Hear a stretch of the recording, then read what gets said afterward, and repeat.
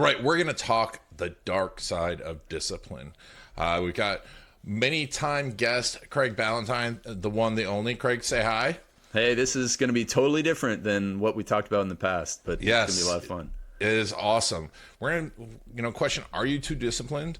We're going to tell you how to filter that, his unique filter for figuring out the right disciplines, the right thing to do in your business, how he found his why, the exercise that he works through to help people find their vision, the obvious reason that vision and resolutions fail, and how to make the right decisions and discipline effortless. I think this is fantastic. Plus, we're going to talk about marketing, of course, what's working in his business, how Russell Brunson grew Craig's business without them ever actually meeting, and how his video case story is crushing it, and also the shocking truth of Craig's AI journey. All of this on the Garlic Marketing Show. Of course, this is brought to you by videocasestory.com. One of the best ways to find your vision is to find the right stories. Go to videocasestory.com/finder, where we'll help you find the right story that can make your vision come true. All right, let's get started. My name is Gino Wickman. I was introduced to Ian, and that's what brought me into this video world and got me embracing this video world. And Ian did exactly what I hoped. He got me really comfortable with putting videos out to the world and having a great strategy around putting videos out to the world, because there's so much more than just shooting a video. And so the way that he positions those videos, optimizes those videos, he's done a great job. He's been on here like 5 times. He might be the highest repeat guest. I have to check on that. What's crazy, Craig? I was looking through some notes and I'm like, oh my God, I've been doing this for 10 years. Oh, that's cool, man. It's crazy. So what episode is this? Like 550 or something like that. Yeah, I probably I just crossed 400, and you know what? I probably miscounted a few times and like labeled 377 twice, but that, that's great, and that's just a testament to the fact that you figured yourself out, which is one of my big messages. You figured yourself out, and that way you can stay consistent with something. Yeah, well, it's like we were talking before. I enjoy it. But I'm like, and I just made the rule, and because this really, Craig has a new book come out. Well, it's out. It's called The Dark Side of Discipline. Fantastic book, and I think there's a lot of great messages in there. But you talked about like finding the right things and focusing on the right things, not overworking on everything. Mm-hmm. And for me, the podcast was always kind of like that thing that I'm like, I got to show up, even if I don't want to do it. I'm showing up, right? Well, you have accountability, so that's one of the secrets to what we call the effortless discipline is accountability. Like when you've burned the boats, right? You've told all the people that depend on you, that believe in you, that you don't want to let down. I'm going to do this every week or every other week or whatever it is, or some people do it more often. And once you say that, you're like, oh darn, I don't necessarily want to do this every single day or every single week or whatever, but I've told people, and I'm a person of integrity, so. Well, my fate is sealed. I have to go and do it. And then you find a way to do it. But that accountability is actually what's missing from most people's success in life. So anybody that follows you and says, I want to start a YouTube channel, I want to do more Instagram, I want to XYZ, ABC, just like Ian is doing, then like the thing is, if they don't tell anyone, if they don't tell you, if they don't tell your community, if they don't tell somebody they don't want to disappoint, and you're the only person that knows your goal, you're the easiest person to let down. You can be like, you know what, I'm just not going to do it. And that's why so many people struggle to follow through on the goals they have inside, is because they haven't had a burn the boats moment. And when you tell somebody you don't want to let down, you're like, oh man, I have to find a way to do this. That's interesting, right? And you talk about that a lot, but with burn the bones, when you find that, you also talk about finding your why, right? Yeah. And I think that's an important thing I want to talk about. I also, at the end we'll talk, because I want to talk, Craig's run some of the biggest coaching programs out there, been doing this for a long time. I mean, really a rock star, an OG in the space. Thank you. And I want to get his intake on where AI is going with coaching, because I see everyone talking about it. But because I respect his opinion. There's a lot of bad opinions out there. But before we do that, I want to talk about this why, and then I want to come back to the burning the boats thing, because I think it's so easy for us, especially as entrepreneurs, to go and look at another entrepreneur and go, that's what I want, or that's what I should want. And that becomes their why. Tell me a little bit, how did you find your true why? I don't know if I was just wired a certain way. Actually, I think I am, because have you ever done the Clifton Strength Finders test? Yes. Yeah, okay. I haven't done it in a while. Okay, so I don't know if you remember any of your top 5, but I know that I remember 4 in my top 5. One of them is futuristic, one of them is visionary, one of them is strategic thinking. So it's a double-edged sword, but I essentially live in the future. All I think about is like, what am I going to do on August 7th? Like it's like March, right? And I'm thinking about August 7th. Most people don't think that way. And so even when I was in high school, I knew I wanted to write books. I wanted to be a coach, but in a different industry. I was in the sports world. I wanted to be a strength and conditioning coach in the National Hockey League of all things. And I realized that wasn't for me. And then eventually I found my way into what I'm doing today. I knew where it was going generally. And I knew that I always wanted to be a family man, even though it took me a long time to figure it out. And I knew that I wanted to help people. I want to solve people's problems. Like if somebody tells me, like if I was like at a bus stop and I overheard somebody beside me explaining their problem, I would like write down the solution on a piece of paper and hand it to them. I remember I did that once I did that once when I was in grad school. I did this at a seminar because I was in the fitness world, right? And this lady in front was like, "Oh, I'm training for a marathon. I don't know what to do." And I like wrote down her nutrition plan, stranger, and I handed it to her, and she thought I was a lunatic. But I just am driven to do that, and I find most good people are driven to help other people. So all of those things, it was pretty easy for me to find my big why. And so my personal big why is like everything is for my family. I've designed my life so that I'm able to, I don't miss breakfast with the kids. I don't miss getting up with the kids. I had a bath with the kids like an hour ago. First thing in the morning, I got 3 kids under 3. And then I don't miss a bedtime. I will say I miss about two times a year. I miss 2 to 3 bedtimes because I travel for my mastermind. Other than that, I don't miss a bedtime. And so my life is designed for my family. And to, it's fortunate that I kind of have this lifestyle business where we can travel and that sort of stuff. But everything is designed around my family and giving them the best. I didn't have the best when I grew up. My family was good, but dysfunctional. And so I didn't like that. And I wanted to make sure that I didn't deliver that to my kids. So now your big why is a filter through which you can run every decision. And your big why doesn't have to be for my family. Like if somebody's single and they're thinking, oh man, my big why, well, look at the Tom Shoes guys, right? The Tom Shoes is you buy a pair of shoes, we're going to give a pair of shoes to an underprivileged kid in Africa. They have a very clear big why and mission about what they're doing, which means they can run every business decision through a filter of, does this help us deliver more shoes to kids in Africa? If it does, then probably we're going to at least seriously consider it. If it doesn't, if it actually takes us away from that, then we're not going to do that. And so when you have this big why combined with a couple other things like a vision for your life and a specific definition of success for the short-term specific goal, now you stay off these dangerous detours that a lot of people are getting on these days. And they're getting on dangerous detours of good stuff, but it's getting in the way of great stuff.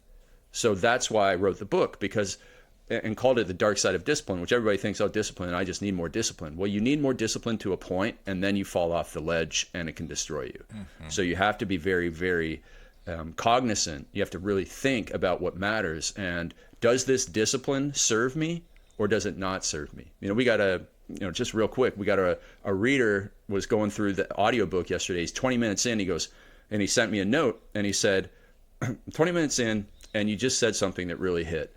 You said, because this guy he said, I'm doing all the stuff that everybody's posting about online. And you said, does it serve you? And I said, no, it doesn't. And if it doesn't serve you, don't do it. So what that means is if doing cold plunges serves you and it enhances your life more than it takes away from your life, then okay, you can do it.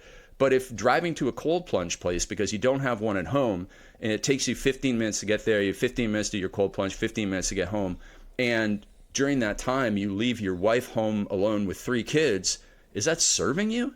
I don't think so. And so it's a good thing, technically. Cold plunging is good, but it's getting in the way of the great, your family. And that's where discipline has a dark side, or is at least a double-edged sword.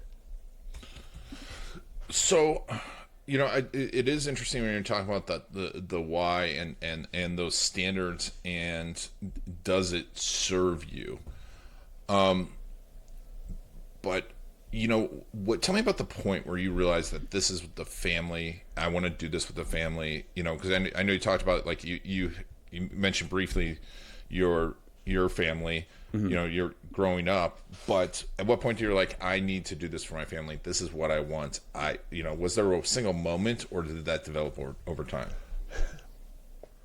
I always knew it. I did not act in a way that was in alignment with it. So even when I was like a binge drinker, when I was 20, I was always thinking, like, I really want to find a great girl and get married and have kids. Like, this was always the path for me. But I just screwed around and screwed up for so long that I didn't take that path. And then I actually I swung the discipline pendulum too far in one direction. I had this rigid lifestyle that made it difficult for me to actually go out and achieve my goals, even though I wasn't drinking anymore. And then I finally got my head right and figured things out and got some help from somebody to meet my wife, which is another great story. I met her on Instagram. And then finally, by that time, I had the financial thing kind of figured out, and the business life and everything. And I've always designed everything that I did around maximum freedom, which is, we have 5 core values in our family, and freedom is one of them. And so we want the freedom to do what we want, where we want, with whom we want. And, it's one of the reasons why we had our children in Mexico during part of the pandemic, because there was much more freedom for the birth process. There was much more freedom for our children as an end result of it, now that they have 2 passports and 2 languages. And so everything that I do, I run through that filter of freedom. Does this lead to more freedom? If yes, then probably consider it.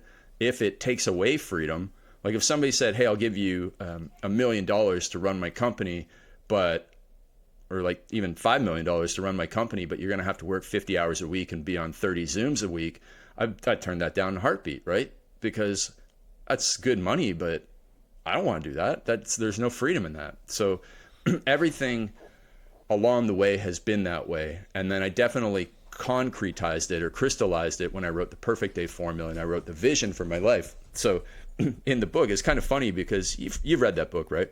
Yes. It's been a while, but I got to read it again. Okay. So yeah, it's been a while because it's been up for 10 years now, right? This is the 10th anniversary.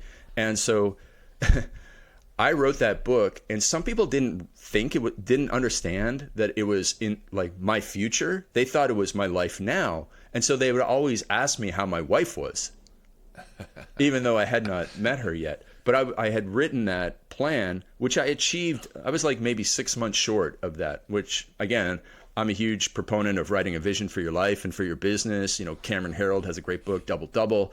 Yeah. You write these things and they come true plus or minus 3 months. It's crazy how many times people have achieved that. I've achieved that personally in my life. Other people have achieved it. And the funniest thing was that people come to my workshops and do that with me for their life and their business, and then put it on the shelf and forget about it, and then open it up 3 years later and go, oh my gosh, I did my 3-year goal in 2.5 years. But they totally forgot they even wrote it down in the first place. But there's something so powerful about doing that.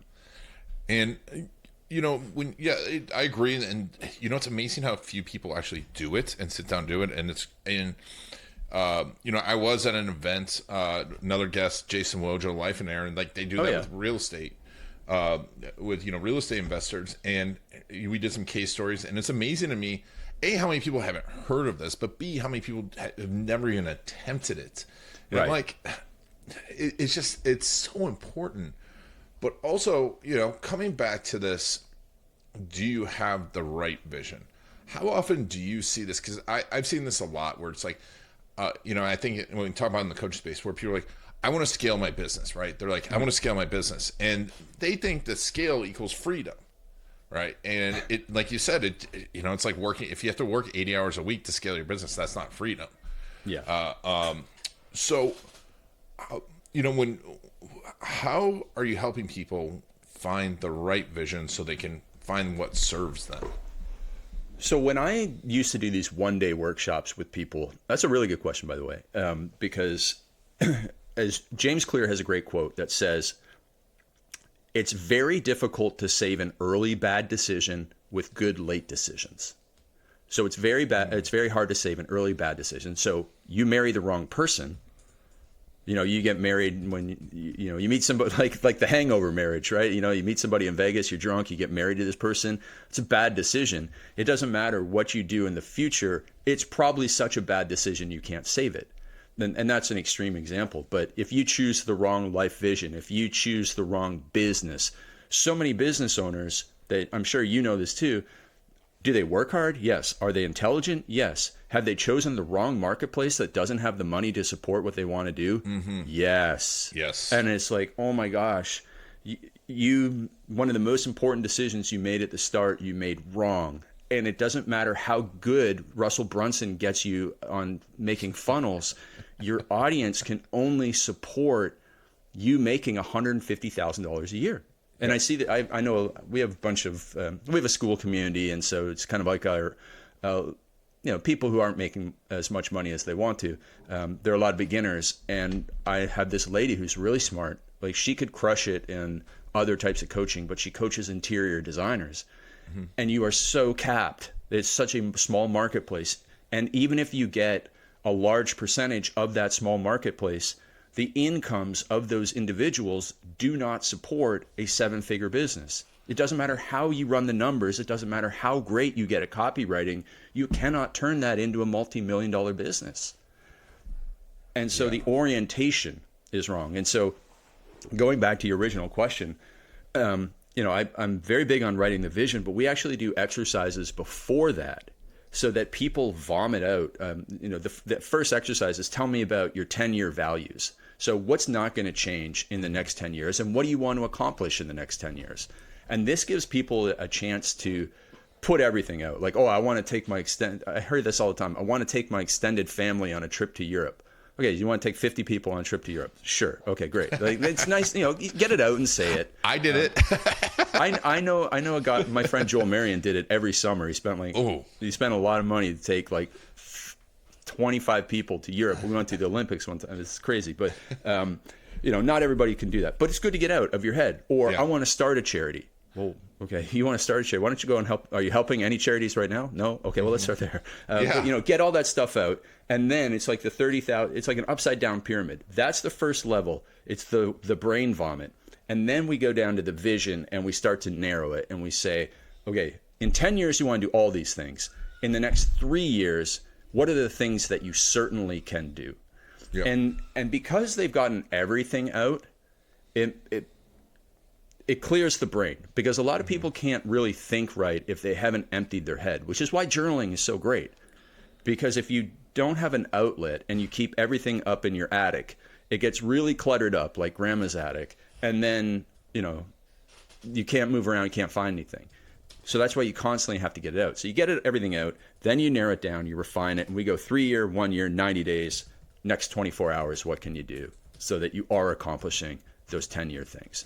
And that's the system that I used before the pandemic at all these one-day workshops. So, it'd take me like 5 hours to do this in a small group with people so that they knew exactly what to do immediately after they left the room. Like, we had an action step for when they got back to their hotel room as to how to move things ahead. When they woke up the next morning, exactly what to do.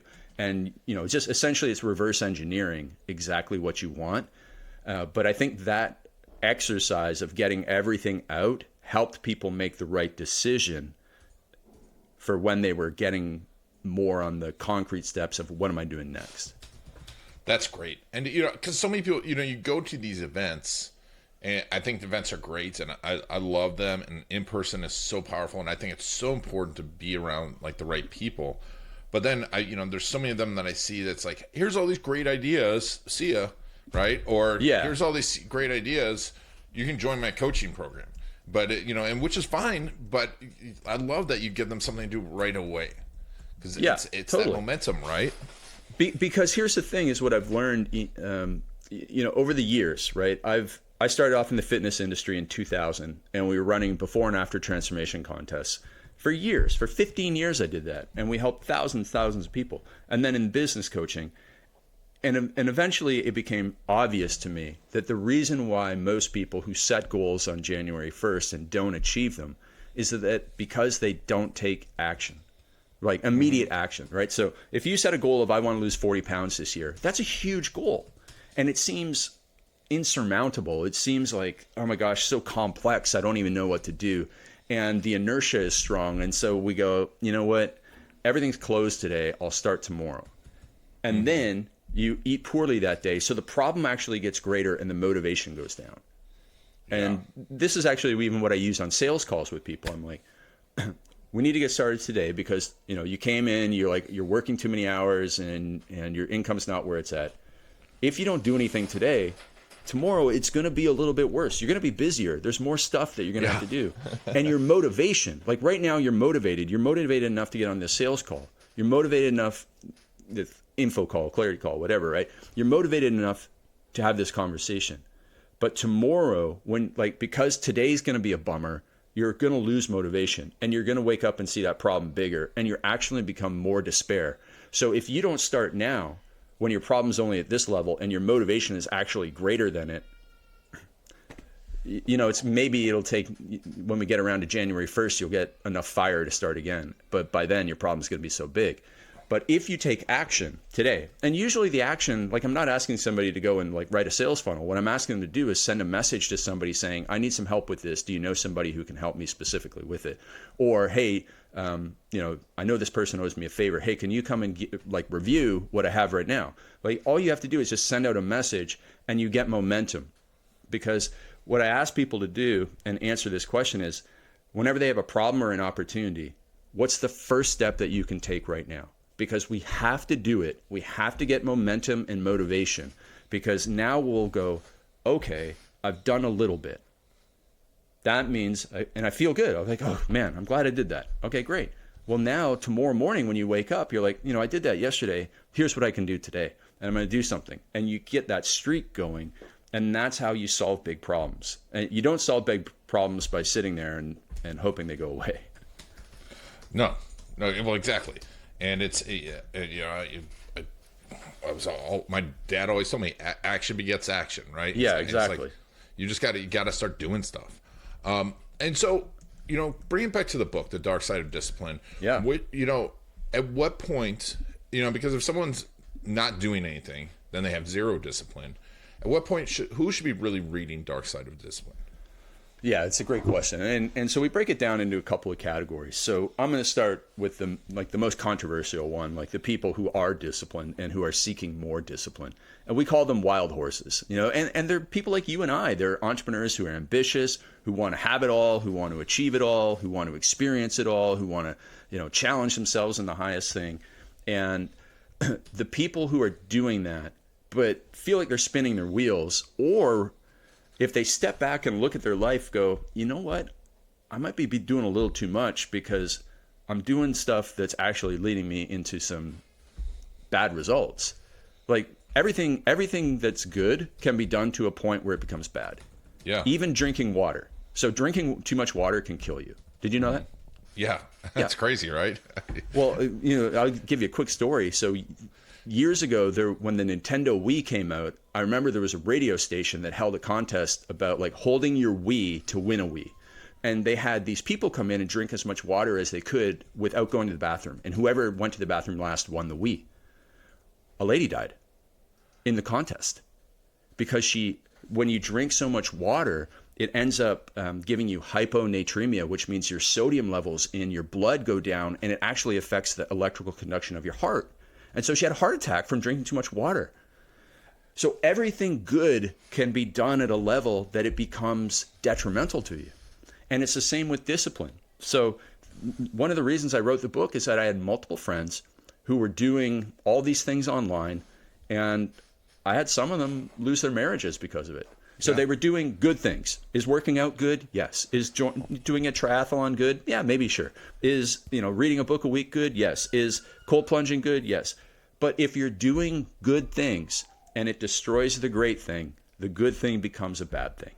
Yes. And that's why I wrote that. And that's why this is really important for somebody to go through who's super ambitious, and just make sure that everything you're doing is serving you. Mm-hmm. And if it is putting you in a prison, like for me, I had to live the book so I could write the book. I went way too far with my exercise streak. I went way too far, like 1,000 days in a row I worked out.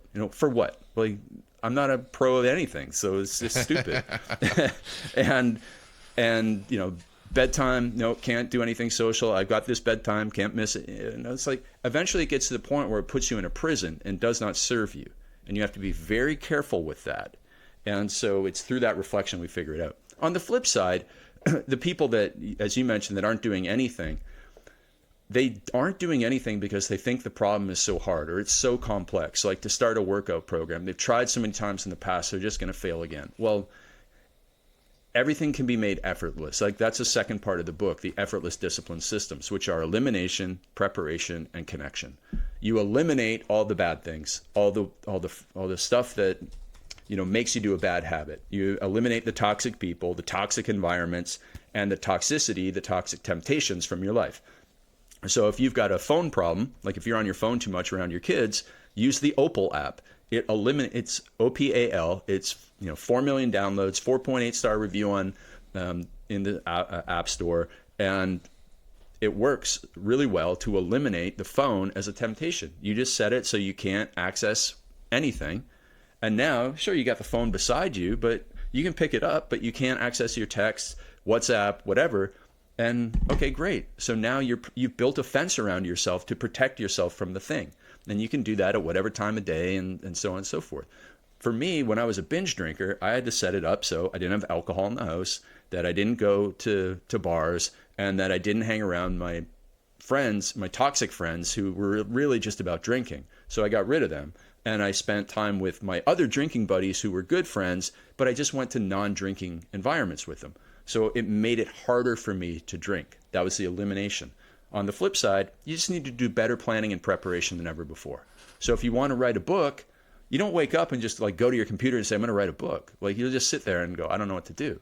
No, you get a book coach, you get a book outline, you outline every chapter with a couple of bullet points so at the day before, so you wake up in the morning and instead of having to write 1,500 words in a chapter, you only have to write 300 words for 5 bullet points or 5 questions. That's how I write my books. And it's a whole lot easier to get the words out, at least in the first place, all through better planning and preparation.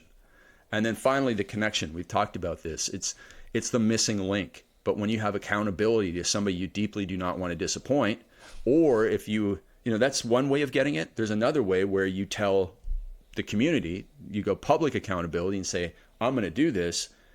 And now you have to go and do it. Otherwise, people are going to say, you're a hypocrite. You're like, I don't trust anything that you say. Yeah. And that's a bad corner to paint yourself into. I mean, this is such good stuff. But you understand how simple. I'm sorry to interrupt. Yeah, no problem. I just want to make sure people see, like, well, that's pretty simple, right? Like, yeah. Make the bad thing hard to do. Make the good thing easy to do, and then get support from people who are going to be on my side, and don't let them down.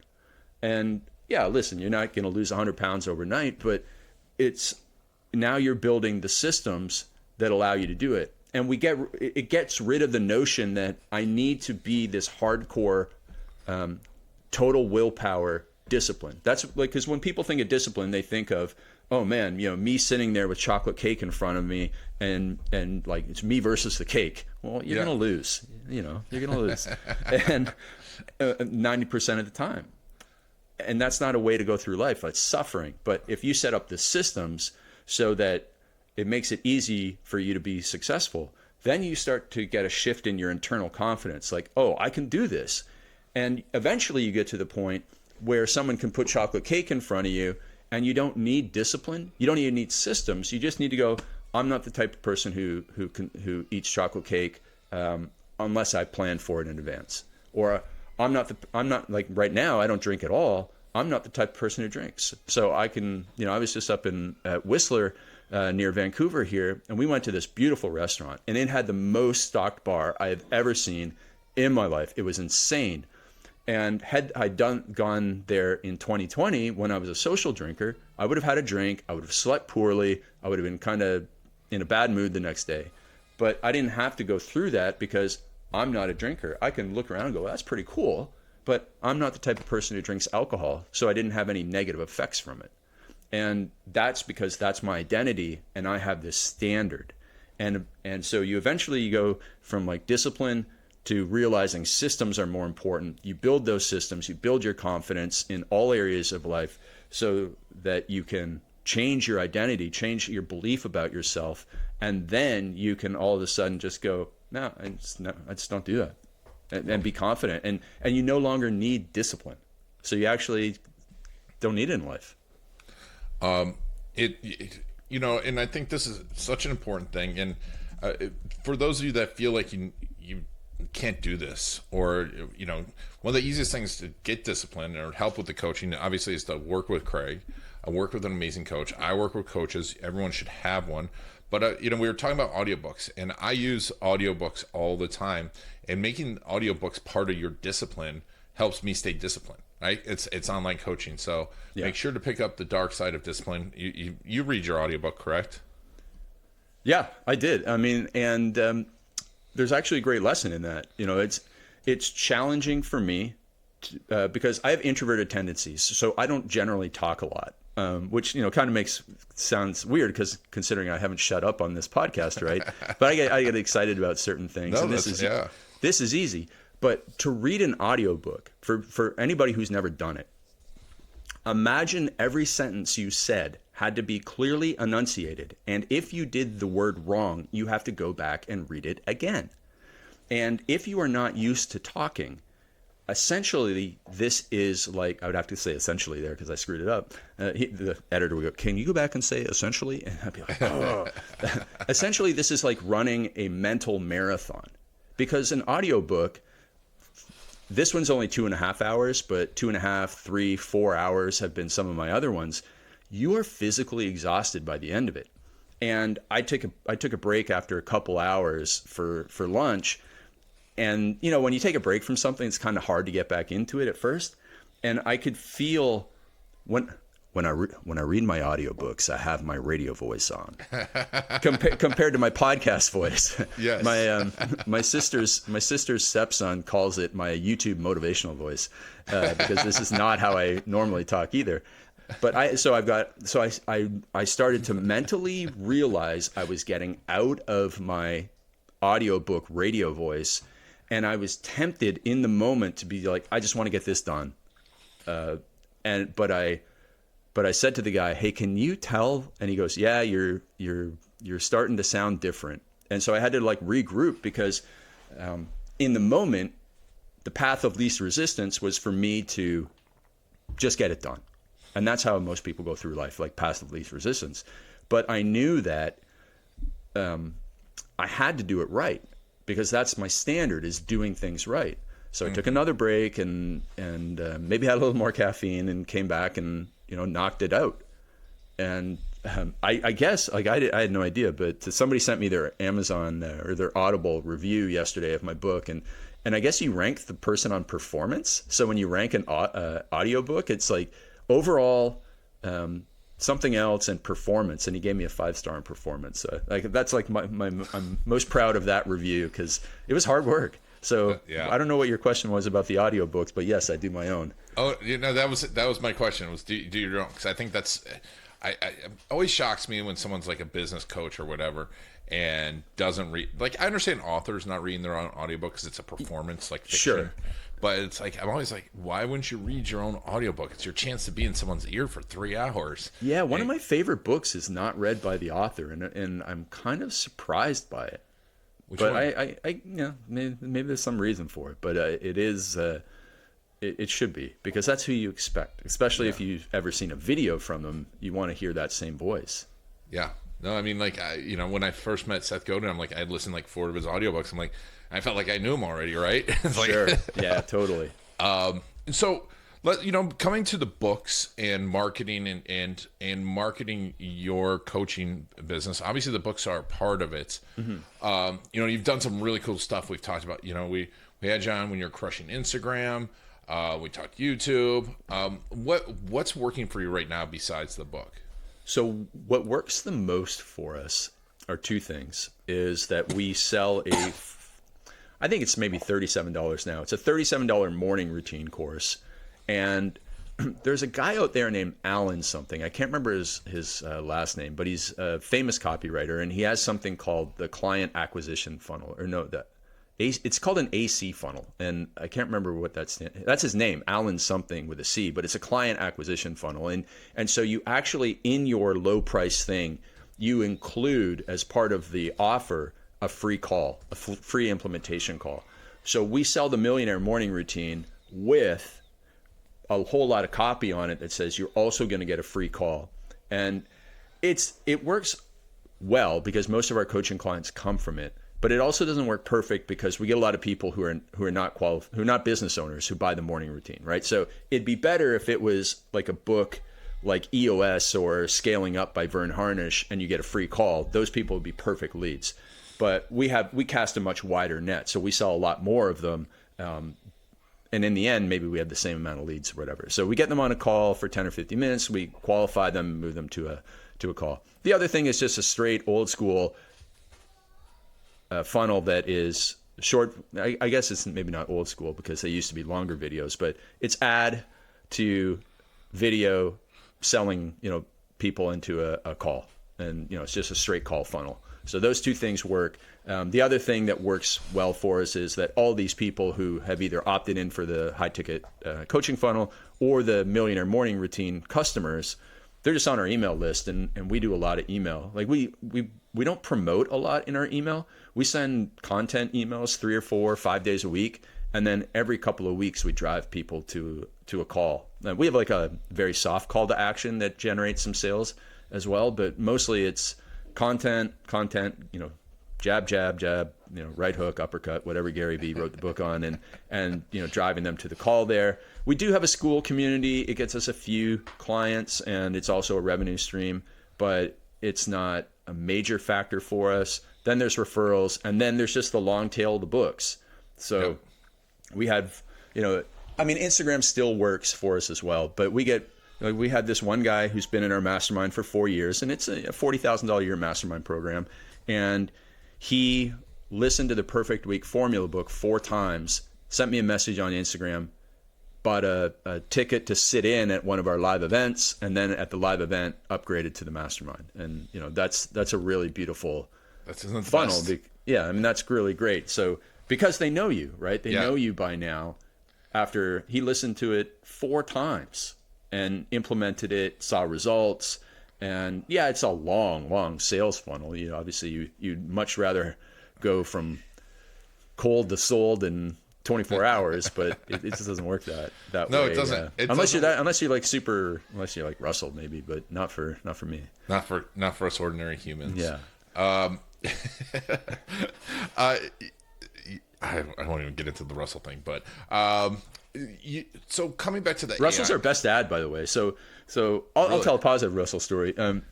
So Russell in 2016 was given my Perfect Day formula kit by Joe Polish.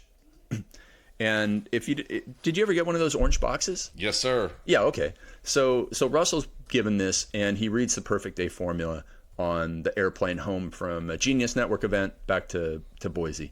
And he reads it and he goes, man, this guy's insane. This Craig Ballantyne guy gets up at 4 a.m. Usually I'm not going to bed till 2. And he followed the instructions and had a really productive morning. And back then, Russell was making these 10 or 15 minute videos or podcasts called Marketing in the Car or something, like on his drive to work. And he did an entire show about how my Perfect Day formula helped him.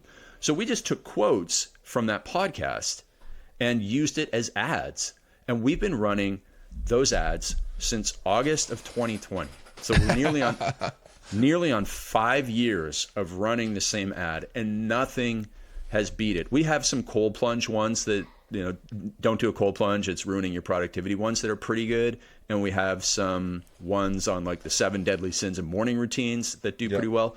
But nothing has had the consistency of the Russell ad over the years. So you get that right testimonial from somebody, as you know, like this is your entire business, right? Like you get the right testimonial from somebody, put it in front of the right people. Obviously, there's ClickFunnels and internet marketing and marketing in general. A lot of people know them.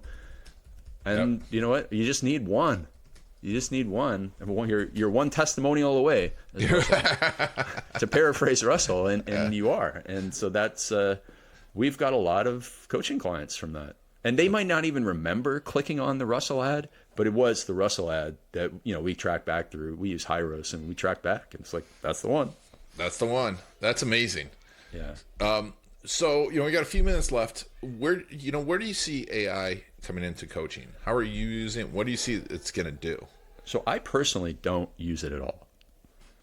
However, like Henry Ford, when so from what I remember, there's a story about Henry Ford, right? Henry Ford's being interrogated by a lawyer in court, and they go, how can you be a businessman? You don't have an accounting degree, you don't have this, and he goes, yeah, but I have a button on my desk that when I need an accountant, I just press the accountant button. And so for me, I don't use it, but I have a guy on my team who's obsessed with it. And so guy on my team mostly uses it and teaches our coaching clients about how to use it for marketing. He also has ADHD. His name is Galel Fajardo. He's a really great guy. He has ADHD. He's overcome it. He's a coach in our Early to Rise coaching program. He's awesome at marketing, and he uses AI also to be more productive and increase efficiency. So I see it working that way. Everybody tells me to go and create a, Craig AI bot. And, I know Brendan Burchard has one, but I just, for at least inside our business, the questions that I get are always so unique from our clients that, the AI wouldn't answer it in the way that I could possibly answer it. So another thing that is a huge part of our business is that even though I have introverted tendencies, I have a network of a lot of people. Yeah, like you and I have never met in person, but you and I have spoken, 5 times. And, I know to go to you for help on certain things, and send people your way, or send people to, like you and I were talking about Carrie Oberbrunner, who's my book coach. Yeah. I send a lot of people to him to solve problems. I have CFOs in my network. I have digital marketer recruiters in my network. I have all these people that when somebody tells me their problem, I can solve anybody's problem with a connection. Yeah, I have all these people. And so I don't know how AI could match it as well as I can match it, because I don't know how I could tell AI everything that's in my head about how the soft skill. Like let's say I have 3 digital marketers that are recruiters for digital marketing, and somebody comes to me. I know based on the person asking me, are they going to respond well to my Eastern European digital marketer? He's pretty blunt. So no. Like, is AI that good that they could figure that out? Like, how would I tell them all the information to make the right connections? So I still think that there's a human connection aspect of it. And the last thing I'll say on this, it's a good question, and I don't know all the answers, but I think that in-person connection right now is like having a golden era, because, we're coming out of COVID. Some people are still getting back into going out. I mean, I was going out in 2020 and 2021, but some people are still getting their feet wet and going back to events. So events seem to be more popular than ever. We need the human connection. We're meant for it. Whether or not Elon's robots replace people in the real world, I don't know, but that's probably like more likely than AI replacing some of the other stuff. So I think the human connection, if you have the opportunity to put human connection into your business, I would recommend it to the moon and back. Yes, no, absolutely. It's for us, it's just augmenting, right? It's augmenting the human connection, making it work faster. Yeah. And for me, somewhat limiting small talk. Because it's like we can get to the meat and potatoes, but I love that, because there's so much, and that's because you're a trusted advisor, right? Yeah. You're a trusted authority, and that's how you stay that way, is because it's not just a workflow that you're sending someone through. Yeah. I can definitely see like it replacing generic outbound lead gen, and because even human outbound lead gen is annoying. So AI can't possibly even be more annoying than cold reach outs. So I mean, that's a good place to do it. You can annoy more people, I guess. But and if it works 1 in 1,000 times, but now you can 10x your output. Well, I guess technically it would help you, but I don't see it. I shouldn't say I don't see it, because I just don't see it. But I can't see that far. I'm not that into it. I'm just not into it at all. I'm nearly 50. I'm not into AI stuff. But that's interesting. What's going to happen in the future, I think, is still very unpredictable. And so I don't want to say it will never happen, because, man, like, don't ever say that. No. Well, and that's it. That's why I tell people, like, it's really, you don't know what's going to happen. There's just like, it's a black swan, right? It's something's going to happen that no one expected. Possibly, yeah. So awesome. Well, Craig Ballantyne, author of The Dark Side of Discipline. We're going to make sure put a link to that in the show notes. Go to the website. You can go buy it on Amazon. Go get the audiobook so he can coach you in his ear. And also follow Instagram, the best place for people to follow you? Yeah, Instagram at Real Craig Ballantyne. I also just started using LinkedIn and taking it more seriously as well. So people can message me on there as well. Yeah, nice. Yeah, that's where he messaged me. He's like, hey, I got a new book. I'm like, let's do this. Absolutely.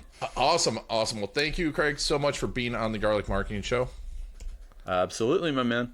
And thank you all for making Craig and I part of your story, the Spit Nine Garlic and the Garlic Marketing Show.